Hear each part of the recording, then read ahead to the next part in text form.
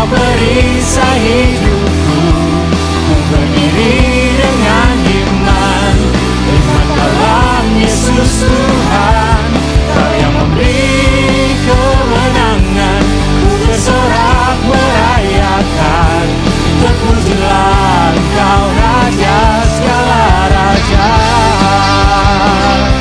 Dengan lebih bersuka cita lagi kita mau pujikan nama Tuhan. Amin. Kita mau katakan, ku diberi kuasa dari Raja mulia, menaklukkan musuh di bawah kakiku. Ku pakai kuasa dari Raja mulia. Bila Allah ada bersamaku, siapa jadi lawanku? Bila Allah ada bersamaku, siapa jadi lawanku? Sungguh besar Kau Tuhanku, Engkau perisai hidupku. Ku berdiri dengan iman dalam Yesus Tuhan. Kau yang memberi kemenangan. Ku bersorak merayakan, terpujilah Engkau Raja segala raja. Sungguh besar Kau Tuhanku, Engkau perisai hidupku. Ku berdiri dengan iman dalam Yesus Tuhan. Kau yang memberi kemenangan. Ku bersorak merayakan, terpujilah Engkau Raja segala raja. Terpujilah Engkau Raja segala raja. Oh, terpujilah Engkau Raja segala raja. Haleluya, haleluya. Kita masih mau terus masuk ke dalam kebenaran firman Tuhan hari lepas hari. Kita mau terus memfokuskan hidup kita kepada Tuhan, karena Dialah sumber kekuatan kita. Kita mau izinkan Tuhan untuk membentuk setiap kita untuk menjadi serupa karakter Allah, menjadi serupa karakter Kristus. Haleluya, haleluya. Kita mau imani pujian ini dengan lebih dalam lagi. Oh, oh, oh.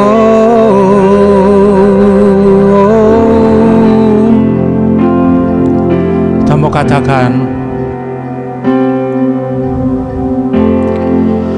kekuatan di jiwaku, ketenangan batinku. Oh, ada dalam hadirat-Mu, ku menyembah-Mu.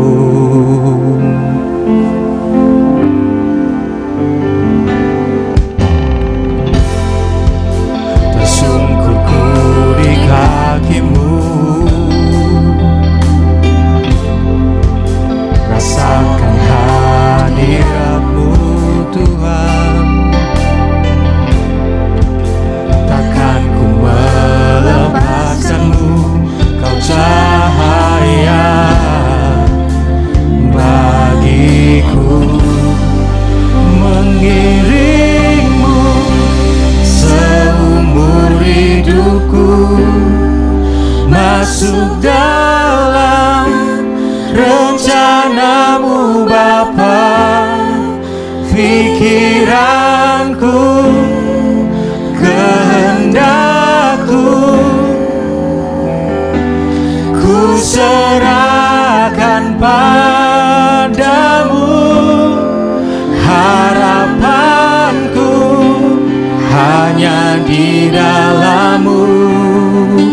Ku kan teguh bersama-Mu Tuhan. Jadikan ku berjalan bejana-Mu, untuk memuliakan-Mu.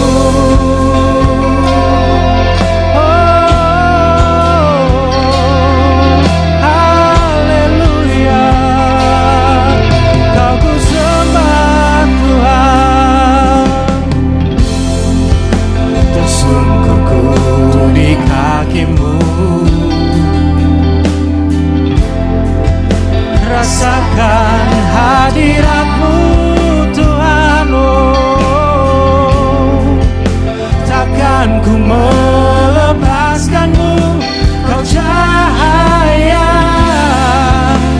bagiku, mengiring-Mu seumur hidupku, masuk dalam rencana-Mu Bapa, pikiranku, kehendak-Ku,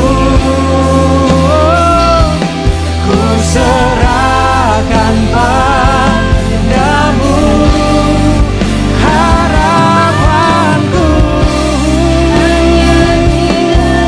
Tuhan, ku kan teguh bersama-Mu Tuhan, jadikanku bejana-Mu untuk memuliakan-Mu. Oh, mengiring-Mu seumur hidupku, masuk dalam rencana-Mu Bapa, pikiranku, kehendak-Ku,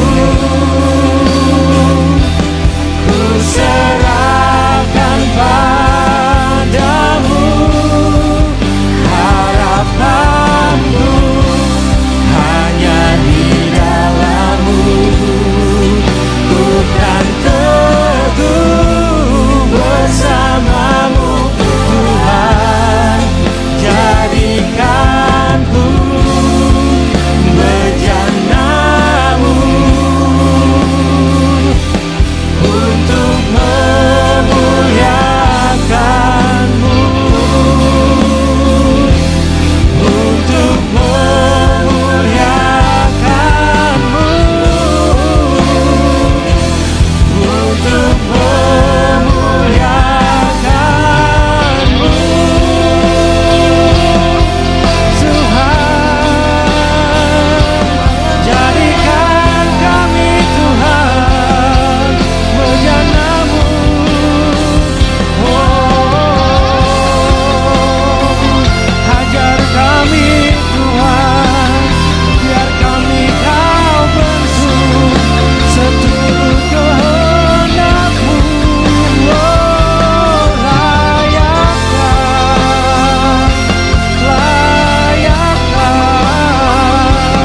oh Tuhan.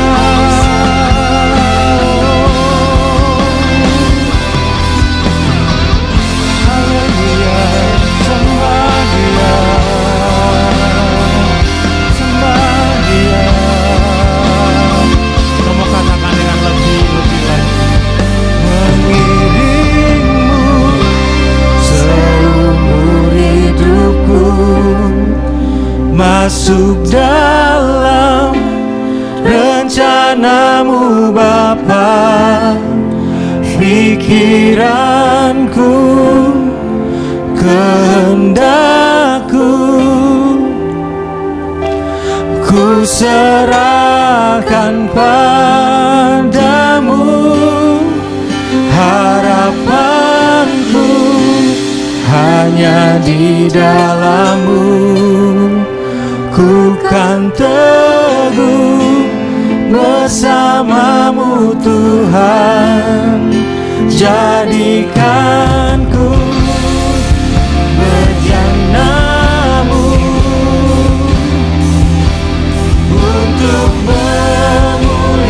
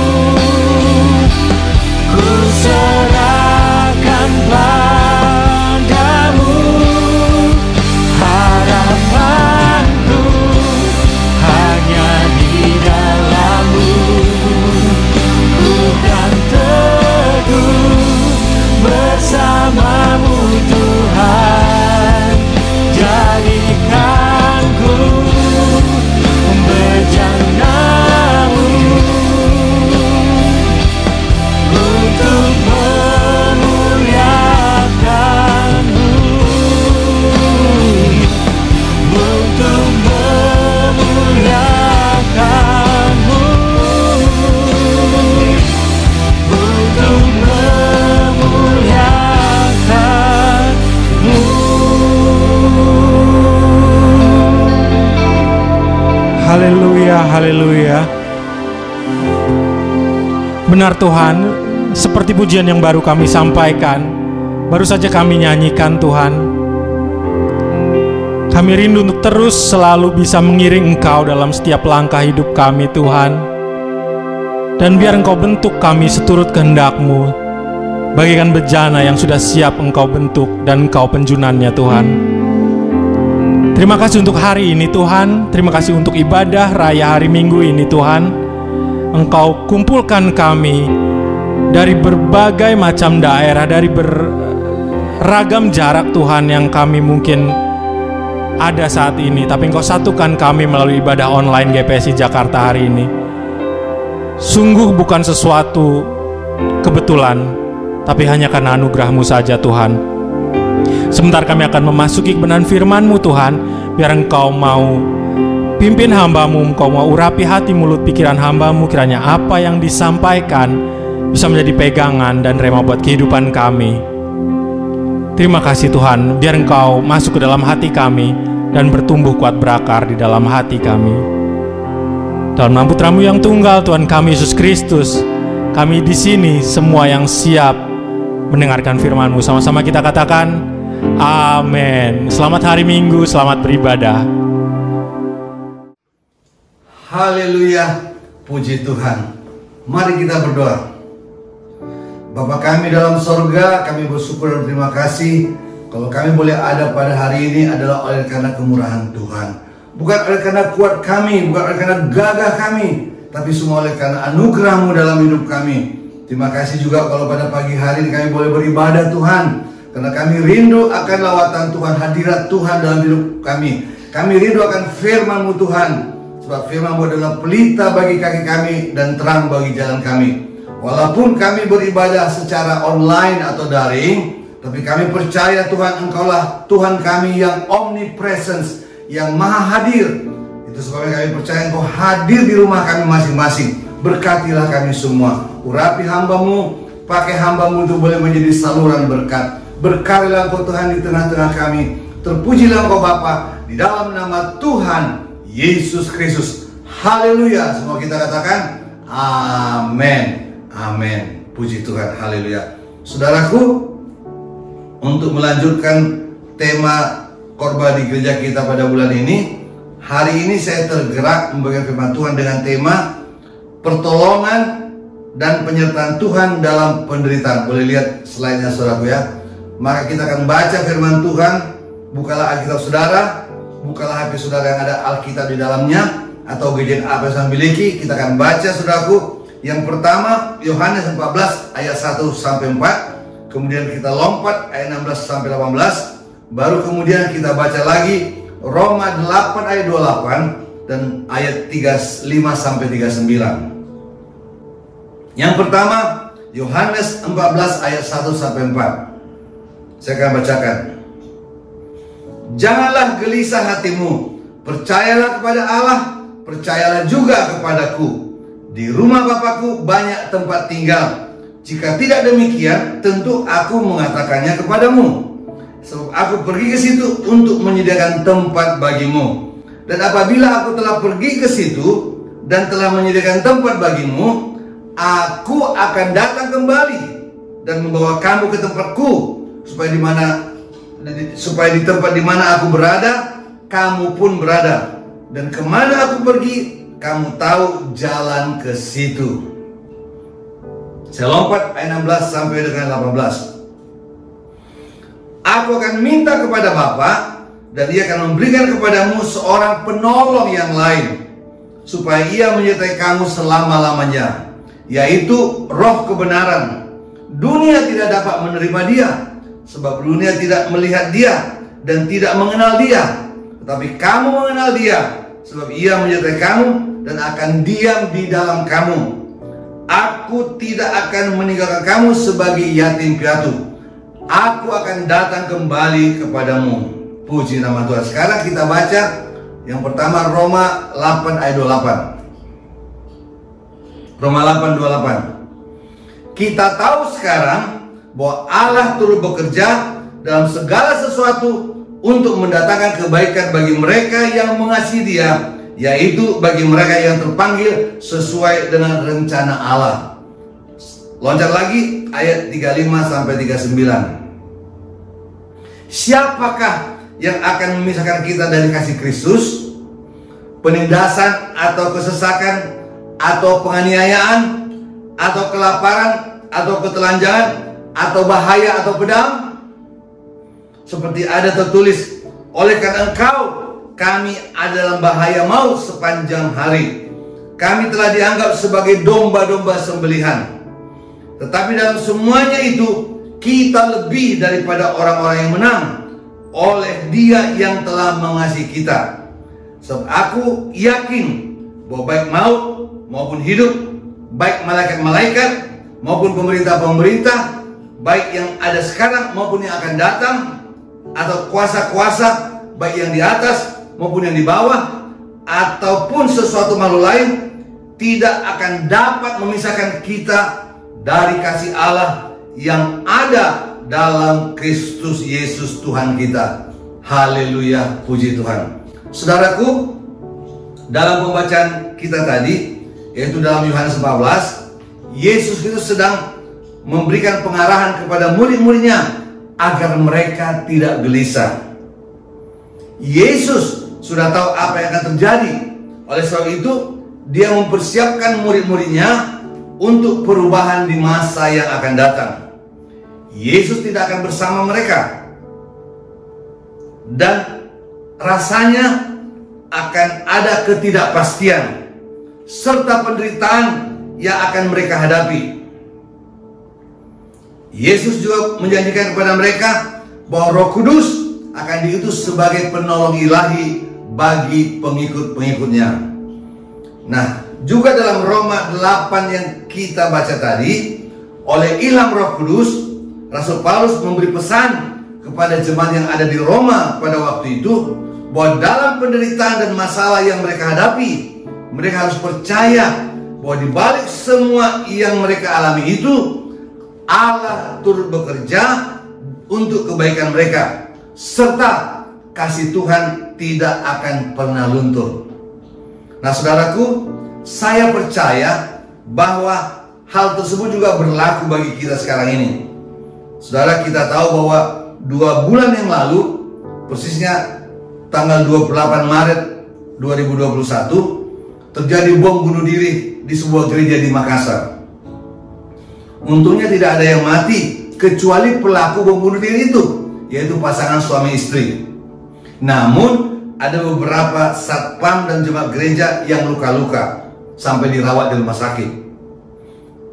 Kemudian juga kita dengar kabar, setelah bom bunuh diri di Makassar, ada juga penembakan oleh teroris. Terorisnya wanita lagi, di Mabes Polri. Ini luar biasa, markas besar Kepolisian Republik Indonesia, di mana akhirnya teroris wanita tersebut mati ditembak oleh anggota polisi. Saudaraku, menurut keterangan polisi, ada rencana para komplotan teroris yang ada di Indonesia ini untuk mengadakan bom bunuh diri serentak di berbagai tempat, khususnya di gereja-gereja di seluruh Indonesia. Dan itu rencananya akan ada pada waktu Paskah. Itu menurut informasinya.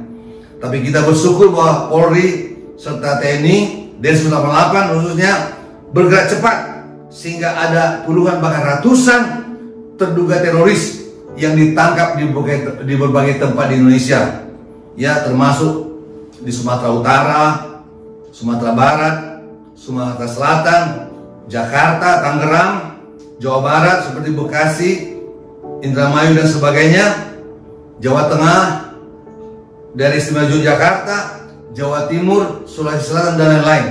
Wah, banyak banget ya. Meskipun demikian, kita tidak tahu kapan lagi bom bunuh diri akan terjadi. Yang kita tidak tahu, karena seperti di Makassar, rasanya aman-aman, tiba-tiba ada bom bunuh diri. Begitu juga pembunuhan sebelumnya di banyak tempat. Saya yakin, saudaraku, memang para komplotan teroris ini sepertinya mereka terus bergerak karena mereka tidak senang jika mereka sangat senang jika pengikut Kristus itu menderita. Itu makanya mereka membuat seperti itu. Nah saudaraku, di samping penderitaan akibat bom bunuh diri itu banyak juga yang sudah terjadi kan, tapi ada juga penderitaan yang kita alami saudaraku ya. Karena kita sebagai anak-anak Tuhan, misalkan di kantor itu promosi diganjal, bahkan mungkin juga ada yang dibuang ya ke daerah yang terpencil, macam-macam lah. Demikian juga kalau kita lihat akibat pandemi COVID-19 ini, banyak juga orang yang menderita, khususnya mengenai ekonomi dan keuangan ya. Saya pernah mendengar info juga bahwa katanya ada pedagang di Roxy Mas ya, yang bunuh diri dengan terjun bebas dari lantai yang tinggi di Roxy Mas tersebut. Mati saudaraku. Kenapa dia lakukan bunuh diri? Karena dia tidak tahan menderita masalah ekonomi, masalah keuangan. Dia tidak bisa bayar utangnya di bank, padahal bisnis rugi akibat pandemi COVID-19, daya beli masyarakat turun dan seterusnya. Begitulah yang terjadi saudaraku. Itu sebabnya tema kita pada hari ini sangat penting saudaraku ya, bahwa bersama dengan Tuhan ada pertolongan dan penderitaan, ada pertolongan penyertaan Tuhan dalam penderitaan. Amin saudaraku. Namun sebelum saya lanjut, saya mau tanya dulu kita. Tahukah saudara, atau pernahkah saudara mendengar lagu yang kata-katanya seperti ini? When peace like a river attended my way, when sorrows like sea billows roll, dan seterusnya ya, referensinya sekarang. It is well with my soul, it is well, it is well with my soul. Saudaraku, lagu ini sangat terkenal di seluruh dunia dan banyak terjemahannya di berbagai bahasa. Saya ambil referensinya saja nih ya, dalam bahasa Indonesia. Tenanglah jiwaku, tenanglah, tenanglah jiwaku. Ada lagi versi bahasa Batak saudaraku ya. Sonang do rohakon di pasona tok tok rohakon. Haleluya. Saudaraku, saya yakin juga ada terjemahan bahasa Jawa, bahasa Sunda dan sebagainya. Seperti tadi saya katakan, di berbagai banyak bahasa di dunia ini. Saudaraku, ternyata ada kisah atau ada latar belakang di balik terjadinya lagu ini. Coba lihat slide berikut. Ini dia. Itu adalah foto dari seorang bernama Horatio Gates Spafford ya. Horatio Gates Spafford. Dia lahir tanggal 20 Oktober 1828, meninggal tanggal 16 Oktober 1888. Jadi umurnya sekitar 60 tahun. Saudaraku, Horatio ini adalah seorang pengacara yang sukses. Pada tahun 1861, artinya waktu dia kira-kira berumur 33 tahun lah, dia menikah dengan seorang wanita yang bernama Anna Larsen. Dari pernikahannya dia memiliki 4 anak dan 1 putra. Begitu suksesnya dia sebagai pengacara, hartanya banyak, maka dia berinvestasi dalam sebuah real estate, bisnis real estate. Tapi saudaraku, musibah mulai datang. Pada tahun 1871, putranya yang hanya satu-satunya karena anaknya 5 tapi 1 putra, 4 putri, meninggal dunia tahun 1871 karena pneumonia, radang paru pada waktu itu. Hatinya sedih, anak laki satu-satunya. Tapi bukan hanya itu saja. Pada tahun yang sama terjadi kebakaran besar di kota Chicago, di mana dia tinggal dan ada real estate-nya, saudaraku ya. Sepertiga kota Chicago ludes terbakar. Itu sejarah besar itu di Amerika. Dan juga real estate yang dia bangun, yang dimana seluruh hartanya diinvestasikan, hancur, ludes semuanya. Wah, saudaraku, dia mengalami kebangkrutan. Tapi dia tidak putus asa, karena dia seorang anak Tuhan, orang Kristen. Bahkan dia kenal dengan penginjil D.L. Moody, seorang penginjil yang terkenal di seluruh dunia, saudaraku ya. Bahkan kadang-kadang dia membantu pelayanan dari D.L. Moody ini. Itu sebabnya dia terus berusaha, tidak putus asa. Tahun 1873, D.L. Moody membuat sebuah KKR di Inggris. Jadi dia pengen pergi ke sana. Dia bilang sama istrinya dan anaknya, ayo kita ke Inggris mengikuti KKR-nya D.L. Moody. Tapi tiba-tiba, saudaraku, ada bisnis yang harus dikerjakan. Akhirnya dia bilang sama istrinya, udah kamu pergi dulu lah dengan anak-anak kita, nanti saya nyusul secepatnya. Jadi pada waktu itu istri dan anaknya naik kapal lah, ya, dari Amerika ke Inggris, saudaraku ya. Dalam perjalanan kapal di lautan Atlantik, saudaraku ya, karena ombak besar dan juga suasana pada waktu itu, ternyata kapal yang ditumpangi istrinya ini dan anak-anaknya tabrakan dengan kapal yang lain, sehingga kapal itu tenggelam, saudaraku ya. 226 penumpang mati semuanya. Ada yang mati berjumlah 226 orang. Tetapi istri daripada Horatio selamat, yang diselamatkan oleh salah satu anak buah kapal. Sehingga pada waktu istrinya sampai di Inggris, dia tulislah telegram, saudaraku ya, kepada suaminya. Dulu belum ada tuh telepon canggih seperti sekarang. Dia kirim telegram mengatakan, suamiku ini udah hancur-hancuran. Anak kita semua mati karena tenggelam di lautan Atlantik. Mungkin kamu juga sudah dengar berita. Dan hanya saya yang selamat. Saya tidak tahu berbuat apa lagi. Datanglah cepat kemari. Makanya si Horatio langsung buru-buru menyelesaikan bisnisnya dan secepatnya cari kapal yang bisa langsung ke Inggris, saudaraku ya. Pendek cerita, di kapal itu, saudaraku ya, berlayarlah menuju Inggris. Dia sering memikirkan bagaimana nasibnya, penderitaan yang dialami. Karena kapten kapal tahu dari manifest penumpang bahwa Horatio ada di kapal itu, maka pada waktu melewati perairan tertentu di lautan Atlantik, kapten kapal ini berusaha menemui Horatio dan berkata, Horatio, Mr. Horatio, kira-kira di daerah sinilah kapal yang ditompangi oleh istrimu dan anakmu tenggelam pada waktu itu. Dan itu sangat betul melukai hatinya. Setelah kapten kapal ini pergi, saudaraku, maka Horatio berenung. Namun sebagai anak Tuhan, dia katakan, Tuhan, aku serahkan kepadamu. Aku percaya Tuhan akan pertolongan penyertaan-Mu dalam hidupku. Itulah sebabnya dia terinspirasi untuk menulis surat lagu tadi, saudaraku ya, yang sangat terkenal di seluruh dunia. Apa artinya bagi kita? Saudaraku, saya rindu agar kita boleh meniru atau bersikap seperti Horatio, yaitu percaya bahwa dalam penderitaan, dalam kesusahan yang kita alami, pasti ada pertolongan dan penyertaan Tuhan. Amin, saudara.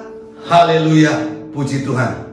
Nah, itu sebabnya sesuai dengan tema kita pada hari ini, ada hal-hal yang perlu kita perhatikan. Mari kita lihat satu persatu. Ini dia. Yang pertama, percaya bahwa Tuhan tetap mengendalikan hidup kita. Percaya bahwa Tuhan tetap mengendalikan hidup kita. Artinya, God is in control. Saya baca ulang Roma 14 ayat 1. Janganlah gelisah hatimu, percayalah kepada Allah, percaya juga kepadaku. Satu lagi, Yesaya 26 ayat 3. Yang hatinya teguh, kau jagai dengan damai sejahtera, sebab kepadamulah ia percaya. Saudaraku, apapun yang terjadi dalam hidup ini, percayalah kepada Tuhan. Dan kalaupun kita mengalami penderitaan, kesusahan dalam hidup ini, pasti ada alasannya. Ingat saudara, ketika tentara Romawi menangkap Yesus di Taman Getsemani, orang-orang waktu itu sangat mudah mengatakan bahwa Allah berdiam diri. Dan kelihatannya pemerintah Romawi atau pemimpin-pemimpin Yahudi pada waktu itulah yang mengendalikan semuanya. Makanya Yesus bisa ditangkap. Bahkan mungkin ada yang mengatakan bahwa setan telah menggagalkan rencana Tuhan. Namun ingat saudara, murid-murid Yesus pun pada waktu itu berharap agar Yesus tidak ditangkap, tapi justru meruntuhkan penguasa Romawi pada waktu itu. Tapi ingat saudaraku ya, Yesus menegur Petrus yang telah menghunus pedangnya dan memenggal kuping salah satu rombongan yang menangkapnya di Taman Getsemani itu. Yesus menegur, simpan pedangmu, katanya. Yang luar biasa lagi saudaraku ya, dia bilang, apakah kau pikir aku tidak bisa meminta berlegiun-legiun malaikat untuk menyelamatkan aku? Kemudian apa yang terjadi? Dia ambil tuh potongan kuping yang sudah jatuh di tanah, langsung dia tempel saudaraku, langsung sembuh seketika. Itu kan luar biasa, itu kan mujizat.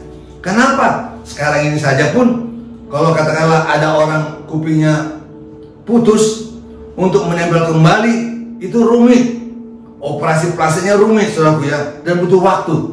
Tapi kita tahu dari Alkitab, waktu Yesus menempelkan itu kuping saudaraku ya, itu adalah mujizat.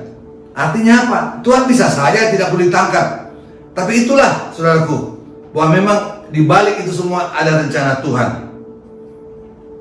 Saudaraku, makanya kita sekarang ini boleh menerima keselamatan oleh karena pengorbanan Yesus di kayu salib. Jadi bukan artinya Allah berdiam diri, tidak.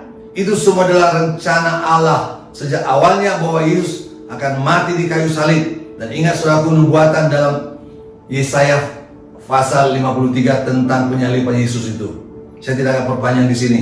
Dan ingat juga, oleh bilur-bilurnya, oleh darah Yesus, ada jaminan kesembuhan bagi sakit penyakit kita. Amin saudaraku, haleluya.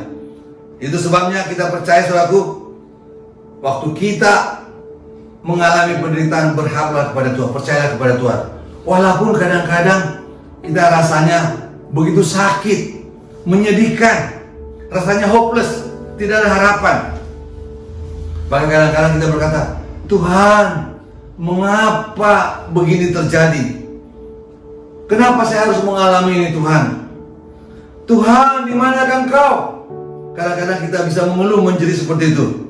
Ingat saudaraku, firman Tuhan berkata begini. Saya bacakan Roma 8 ayat 28 yang tadi kita baca. Kita tahu sekarang bahwa Allah turut bekerja dalam segala sesuatu untuk mendatangkan kebaikan bagi mereka yang mengasihi Dia, yaitu bagi mereka yang terpanggil sesuai dengan rencana Allah. Jadi percayalah saudaraku, Tuhan tidak berdiam diri. Walaupun kelihatannya, kenapa Tuhan mengizinkan hal yang sulit terjadi dalam hidup kita? Saudara, kalaupun itu terjadi, ingatlah bahwa kita ini sedang diproses oleh Tuhan. Ya, kenapa diproses? Supaya kita naik kelas, supaya yang lebih besar terjadi dalam hidup kita. Ya, kalau orang mau sampai sarjana, mulai dari SD ada ujian-ujian, SMP, SMA atau SMA lah dan sebagainya, sampai sarjana ada ujian-ujian dialami. Ingat juga saudaraku, emas murni yang 24 karat itu kan mahal harganya. Tapi ingat, emas yang 24 karat itu harus melewati proses atau pembakaran yang lebih panas dan lebih lama agar unsur-unsur logam yang lain, kotoran-kotoran yang lain juga dipisahkan sehingga dapat emas yang murni. Begitulah hidup kita. kita kadang-kadang diproses Tuhan. Apalagi sebagai Kristus, kadang-kadang kita diperlakukan tidak sama dengan yang lain. Nah, sekarang mari kita baca 2 Korintus 12 ayat 7 sampai 10. Dan supaya aku jangan meninggikan diri karena penyataan-penyataan yang luar biasa itu, maka aku diberi suatu duri dalam dagingku, yaitu seorang utusan iblis untuk mengkocok aku, supaya aku jangan meninggikan diri. Tentang hal itu aku sudah 3 kali berseru kepada Tuhan supaya utusan iblis itu mundur daripadaku. Tapi jawab Tuhan kepadaku, cukuplah kasih karuniaku bagimu, sebab justru dalam kelemahanlah kuasaku menjadi sempurna. Sebab itu terlebih suka aku bermegah atas kelemahanku, supaya kuasa Kristus turun menaungi aku. Karena itu aku senang dan rela dalam kelemahan, di dalam siksaan, dalam kesukaran, di dalam penganiayaan dan kesesakan oleh karena Kristus. Sebab jika aku lemah, maka aku kuat. Saudara, di sini Paulus mengalami juga penderitaan, kesulitan dalam hidupnya. Dan itu digambarkan seperti duri dalam daging. Bahkan Paulus mengatakan itu adalah utusan iblis. Jadi artinya apa? Itu bukan dari Tuhan. Namun walaupun Paulus berdoa agar utusan iblis itu pergi, bahkan dikatakan tadi 3 kali, ternyata Tuhan izinkan itu dengan maksud untuk memproses Paulus. Makanya kita tadi membaca ayat 10 berkata apa? Saya ulang lagi. Karena itu aku senang dan rela dalam kelemahan, di dalam siksaan, dalam kesusahan, di dalam penganiayaan dan kesesakan oleh karena Kristus. Sebab jika aku lemah, maka aku kuat. Ingat tadi kita baca Yesaya 26 ayat 3, yang hatinya teguh kau jagai dengan damai sejahtera, sebab kepadamulah ia percaya. Jadi saudaraku, kalau kita percaya bahwa Tuhan tetap mengendalikan hidup kita, maka kita akan mampu menghadapi penderitaan atau kesusahan apapun dalam hidup kita. Amin saudara. Haleluya, puji Tuhan. Sekarang kita masuk pada poin yang kedua. Lihat saudara, yakin bahwa penderitaan atau kesusahan yang kita alami ada batas waktunya. Saya baca Roma 14 ayat 3. Dan apabila aku telah pergi ke situ dan telah menyediakan tempat bagimu, aku akan datang kembali dan membawa kamu ke tempatku, supaya di tempat di mana aku berada, kamu pun berada. Saudara, ayat ini menjanjikan kepada kita bahwa segala penderitaan atau kesusahan yang kita hadapi ada batas waktunya. Artinya tidak akan selamanya kita alami. Dalam kehidupan kita sehari-hari ada ungkapan berkata begini, semua kehebatan, semua kejayaan akan ada akhirnya. Betul kan? Atau yang belajar ilmu manajemen, ya, diyakini bahwa semua perusahaan setelah menghadapi puncak keberhasilan maka akan mengalami namanya masa decline, ada penurunan. Selalu ada batas waktunya. Namun bagi kita sebagai orang percaya, kita yakin bahwa semua hal-hal yang buruk, semua penderitaan, semua masalah juga akan berlalu, ada batas waktunya. Haleluya, puji Tuhan. Amin saudara. Nah saudaraku, Yesus tahu bahwa murid-muridnya pasti mengalami goncangan di depan mereka. Tapi Yesus berjanji bahwa ada pengharapan bersama dengan Tuhan Yesus. Firman Tuhan juga berkata, saya bacakan Mazmur 126 ayat 5 dan 6. Orang-orang yang menabur dengan mencucurkan air mata akan menuai dengan bersorak-sorai. Orang yang berjalan maju dengan menangis sambil menabur benih pasti pulang dengan sorak-sorai sambil membawa berkas-berkasnya. Saudaraku, apapun yang kita alami, walaupun yang kelihatannya tidak ada jalan keluar, percayalah bahwa Tuhan telah berjanji akan ada batas waktunya. Pasti ada jalan keluar dan membuat kita bersorak-sorai. Haleluya, puji Tuhan. Ingat ayat yang terkenal 1 Korintus 10:13.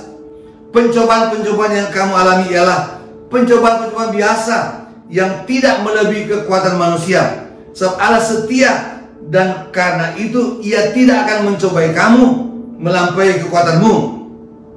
Tidak akan membiarkan kamu dicobai melampaui kekuatanmu. Pada waktu kamu dicobai, Ia akan memberikan kepadamu jalan keluar sehingga kamu dapat menanggungnya. Rasul Paulus menjelaskan kepada jemaat yang ada di Roma bahwa di tengah penderitaan atau kesusahan yang mereka hadapi, meskipun kelihatannya tidak ada harapan, tapi Tuhan pasti memberikan kemampuan untuk dapat menghadapinya, bahkan jalan keluar. Amin, saudaraku. Ingat, pada waktu itu orang-orang Kristen di Roma itu adalah warga negara kelas 2, dipersulit, bahkan dianiaya. Tapi kita tahu bahwa dari Roma lah, dari sanalah Injil disebarkan ke seluruh Eropa, ke Amerika, ke Afrika, kemana-mana di seluruh dunia, bahkan termasuk Indonesia. Haleluya, puji Tuhan. Ingat juga saudaraku, Ayub pernah mengalami namanya penderitaan atau kesusahan yang sangat menyedihkan. Misalkan saudaraku, yang kita tahu, tadi dia kaya raya, tapi bangkrut. Anak-anaknya meninggal, sakit parah, yaitu borok-borok di seluruh tubuhnya, menderita sekali. Bahkan di sini meminta agar dia mengutuk Allah dan agar cepat mati. Namun waktu mengalami penderitaan seperti itu, Ayub tetap percaya kepada Tuhan bahwa itu semua akan berlalu, ada batas waktunya. Saya bacakan Yakub 19 ayat 25. Tapi aku tahu penebusku hidup, dan akhirnya ia akan bangkit di atas debu. Ayub tahu bahwa penderitaan apapun yang dialaminya, dia harus bertahan dan berusaha menghadapinya, karena itu semua ada batas waktunya, dan bersama Tuhan dia menjadi pemenang. Haleluya. Itulah yang terjadi. Dan dari Alkitab kita tahu bahwa Tuhan memulihkan kehidupan Ayub, bahkan dikatakan hartanya 2 kali lipat dari yang sebelumnya. Apa artinya saudaraku? Mari, semua penderitaan, kesusahan yang kita alami, percayalah semua ada batas waktunya. Dan apa yang hilang, yang diambil iblis, apa yang rugi, akan Tuhan kembalikan bahkan berlipat kali ganda. Haleluya, puji Tuhan. Amin, saudaraku. Oke, kita masuk pada poin yang ketiga. Percaya bahwa kita akan mendapatkan apa yang kita rindukan. Percaya bahwa kita akan mendapatkan apa yang kita rindukan. Roma 14 ayat 4. Dan kemana aku pergi, kamu tahu jalan ke situ. Itu kata Yesus. Saudaraku, Yesus Kristus menghibur murid-muridnya dan berkata apa? Kamu tahu jalan ke situ. Pada waktu Yesus berkata seperti itu, sebenarnya murid-murid tidak tahu apa yang akan terjadi. Bahkan tidak pernah berpikir bagaimana menghadapi penderitaan atau kesusahan yang akan mereka hadapi pada masa yang akan datang. Apalagi kalau Yesus tidak ada bersama dengan mereka. Tapi Yesus menjelaskan bahwa mereka tahu siapa Yesus yang menjadi juru mereka, dan dialah jalan itu. Ingat Yohanes 14 ayat 5 dan 6. Saya bacakan. Kata Thomas kepadanya, Tuhan, kami tidak tahu kemana Engkau pergi, jadi bagaimana kami tahu jalan ke situ? Kata Yesus kepadanya, Akulah jalan dan kebenaran dan hidup. Tidak seorang pun yang datang kepada Bapa kecuali kalau tidak melalui aku. Itu kata Yesus. Yesus memberi jaminan kepada mereka bahwa Yesus sudah cukup buat mereka. Yesuslah yang mereka butuhkan. Sama halnya dengan kita suatu. Kalau ada penderitaan yang kita alami, bahkan kesusahan menimpa kita rasanya tidak memiliki jalan keluar. Tapi seperti ini, Yesus berkata apa? Engkau mendapatkan semua yang engkau butuhkan jika engkau sungguh-sungguh mengenal aku. Nah saudaraku, mengenal Tuhan bukanlah sekedar tahu Tuhan atau banyak membaca buku-buku tentang Tuhan yang kita baca. Tapi artinya apa? Mengenal Tuhan yang sesungguhnya adalah memiliki hubungan yang akrab dengan Tuhan. Itu sebabnya Rasul Paulus menulis oleh Roh Kudus kepada jemaat Filipi. Saya bacakan Filipi 3:10. Yang ku kehendaki ialah mengenal Dia dan kuasa kebangkitannya dan persekutuan dalam penderitanya, di mana aku menjadi serupa dengan Dia dalam kematiannya. Perhatikan, Paulus katakan, yang ku kehendaki adalah mengenal Dia. Memangnya Paulus tidak mengenal Dia? Oh saudaraku, secara luar biasa Yesus menampakkan diri kepada Paulus yang dulu namanya Saul. Justru itulah yang membawa pertobatan kepada Saul menjadi Paulus. Dan kemudian setelah itu saudaraku, dia menjadi rasul yang luar biasa, menginjili kemana-mana, bahkan mujizat menyertai pelayanannya. Tapi ingat, dia menulis surat Filipi ini waktu dia di penjara di Roma oleh karena Injil. Namun dia berkata apa? Yang ku kehendaki adalah mengenal Dia. Jadi ada esensi yang sungguh-sungguh dalam hidup kita yang perlu sungguh-sungguh mengenal Tuhan. Ada hubungan yang akrab dengan Tuhan. Dan kalau kita sudah sampai kepada level itu, maka seperti Paulus katakan, Allahku akan memenuhi segala keperluanmu menurut kekayaan dan kemuliaannya dalam Kristus Yesus. Filipi 4:19. Artinya apa? Dalam pengenalan yang sungguh-sungguh kepada Tuhan, Paulus mengalami dalam dirinya bahwa Tuhan memenuhi segala kebutuhannya. Maka itu juga berlaku bagi kita. Haleluya. Ya, apapun yang kita butuhkan dalam hidup ini, Tuhan akan mencukupkannya, memenuhinya. Amin saudaraku. Yang perlu adalah kita perlu Tuhan dalam hidup ini. Itu yang penting. Ada lagu lama berkata seperti ini.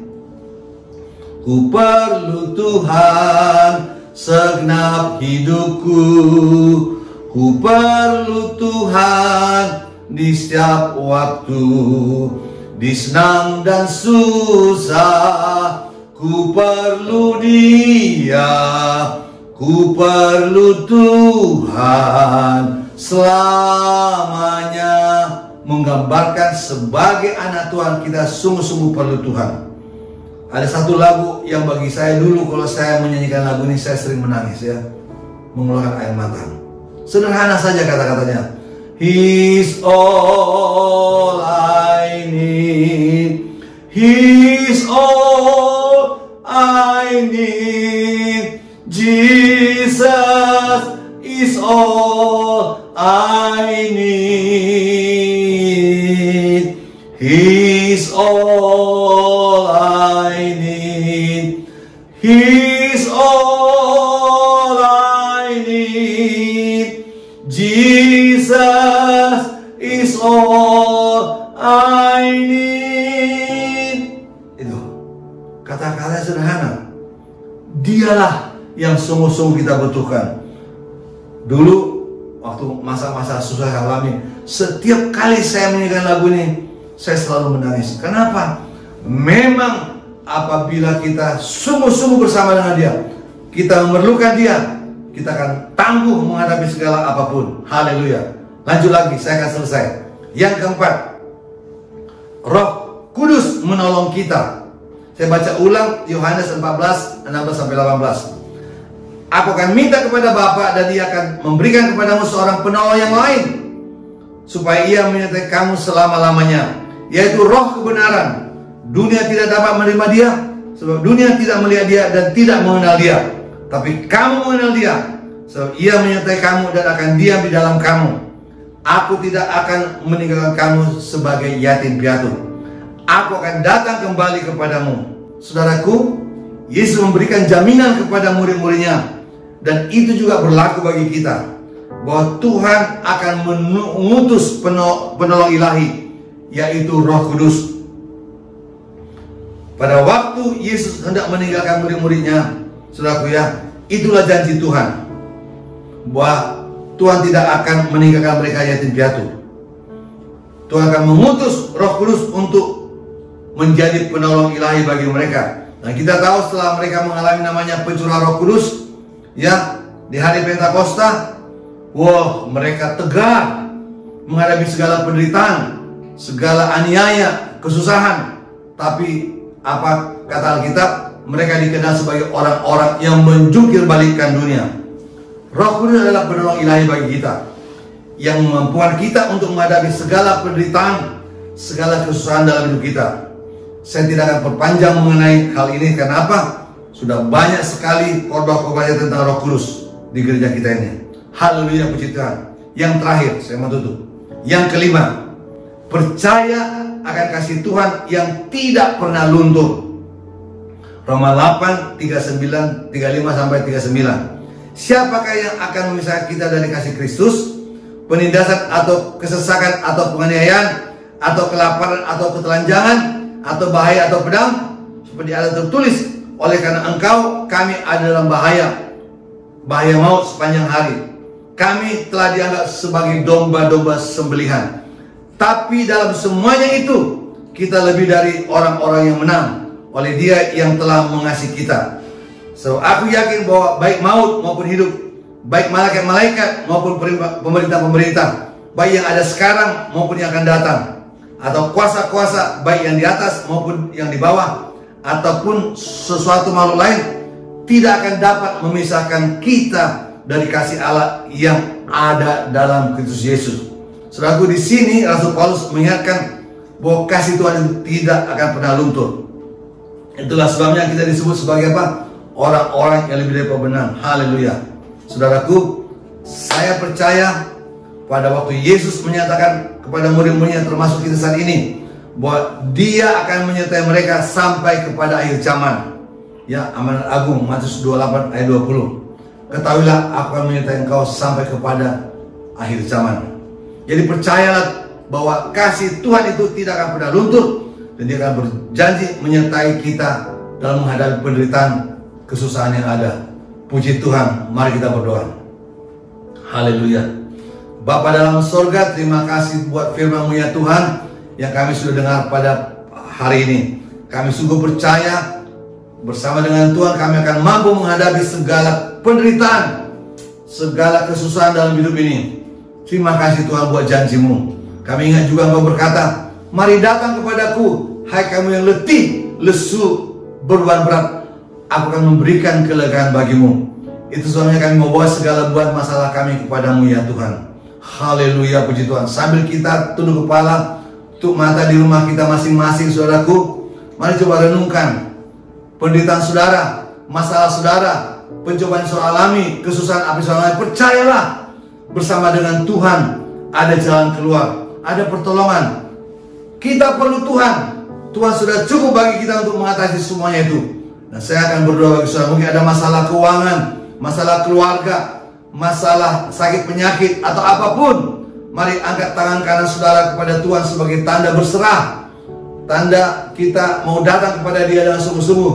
Tangan kiri taruh di dada sebagai tanda kita yakin bersama Tuhan ada jalan keluar, bersama Tuhan ada pertolongan Tuhan, ada penyertaan Tuhan. Haleluya. Dan kita akan berdoa sekarang. Mari angkat tangan saudara-saudaraku ya. Haleluya, puji Tuhan. Bapa dalam sorga, Engkau melihat anak-anak-Mu Tuhan di rumah mereka masing-masing dengan mengangkat tangan sebagai tanda berserah kepadamu. Bapakku, kami percaya bagi Tuhan tidak ada yang mustahil, bagi Tuhan tidak ada yang tidak mungkin. Hamba berdoa buat mereka semua anak-anak-Mu Tuhan, bagi masalah mereka, persoalan mereka, masalah keluarga, masalah keuangan, masalah sakit penyakit, apapun, kami yakin bersama dengan Tuhan ada jalan keluar.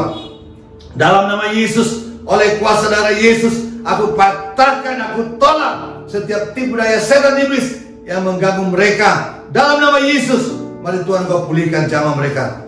Bukakanlah Tuhan tingkap-tingkap surga untuk memberkati mereka. Dalam nama Yesus kami percaya Tuhan, Engkau akan memberikan jalan keluar, pemulihan, kesembuhan, dan berkat-Mu bagi umat-Mu. Terima kasih Tuhan. Hamba juga mohon agar kami semua Tuhan bukan sekedar pendengar-pendengar, tapi menjadi pelaku-pelaku firman-Mu. Terima kasih Bapa. Segala puji, hormat, kemuliaan bagi Engkau. Terima kasih Tuhan. Dalam nama Tuhan Yesus Kristus. Haleluya. Amin. Haleluya, puji Tuhan. Nah, saudaraku, sebagai doa penutup, mari kita angkat tangan kita dan kita akan terima berkat Tuhan. Haleluya. Anugerah dan karunia dari Allah Bapa, cinta kasih serta damai sejahtera dari Yesus Kristus yang adalah Tuhan dan Juru Selamat, serta pertolongan, penghiburan, pengurapan, dan persekutuan dalam Roh Kudus boleh menyertai saudara semua dari hari ini sampai selama-lamanya di dalam nama Tuhan Yesus Kristus. Haleluya. Semua kita katakan amin. Haleluya. Puji Tuhan.